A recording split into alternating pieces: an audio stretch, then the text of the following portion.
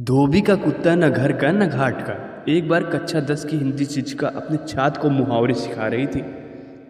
तभी कक्षा एक मुहावरे पर आ पहुंची। धोबी का कुत्ता न घर का न घाट का। इसका अर्थ किसी भी छात्र को समझ नहीं आ रहा था। इसलिए अपने छात्र को और अच्छी तरह के से समझाने के लिए शिक्षिका ने अपने छात्र को एक कहानी के रूप में उदाहरण देना उचित समझा। उन्होंने अपने छात्र को कहानी कहना शुरू किया। कई साल पहले सज्जन नामक नगर में राजू नाम का लड़का रहता था।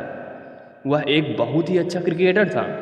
वह इतना अच्छा खिलाड़ी था कि उसमें भारतीय क्रिकेट टीम में होने की क्षमता थी। वह क्रिकेट तो खेलता पर उसे दूसरों के कामों में दखल अंदाजी करना बहुत पसंद था। उसका मन दृढ़ नहीं था। जो दूसरे लोग करते थे वह वही करता था।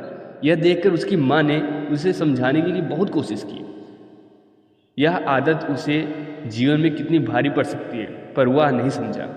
यह बीतता गया और उसका अपने काम के बजाय दूसरों के काम में दखल अंदाजी करने की आदत ज़्यादा हो गई। जब भी उससे क्रिकेट का अभ्यास होता था तभी उसके दूसरे दोस्तों को अलग खेलों का अभ्यास रहता था। उसका मन चंचल होने के कारण वह क्रिकेट के अभ्यास के लिए नहीं जाता था, बल्कि दूसरे दोस्तों के साथ अन्य अलग अलग खेल खेलने जाता था। उसकी यह आदत उसका आगे बहुत ही भारी पड़ी। कुछ ही दिनों के बाद नगर में ऐलान किया गया, नगर में सभी खेलों के लिए एक चयन होगा, जिसमें जो भी चुना जाएगा उसे भारत के राष्ट्रीय दल में खेलने को मिल सकता है अवसर।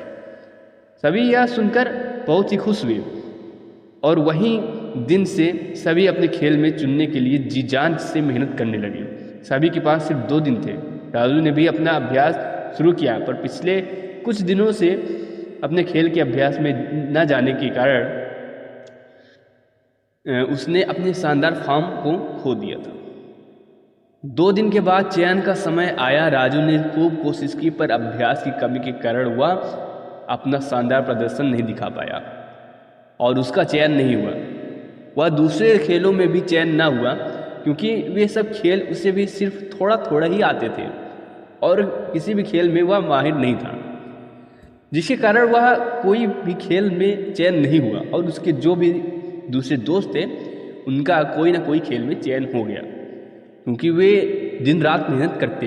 अंत में राजू को अपने सिर पर हाथ रखकर बैठना पड़ा और वह धोबी के कुत्ते की तरह बन गया, जो ना तो घर का होता है और ना ही घाट का। इसी तरह इस कहानी के माध्यम से सभी बच्चों को इस मुहावरे का मतलब पता चल गया। शिक्षिका को अपने छात्रों को एक ही संदेश पहुंचाना था कि वे जीवन में जो कुछ भी करें सिर्फ उसी में ध्यान दें और दूसरों से विचलित ना हों, वरना वह धोबी के कुत्ते की तरफ बन जाएंगे, जो न घर का होता है और ना ही घाट का होता है। आपको हमारी कहानी कैसी लगी कमेंट जरूर बताना, और हाँ, अगर बीच कुछ मेरे से कुछ गलती हो गई हो तो माफ़ कर देना और सब्सक्राइब करके जरूर जाना।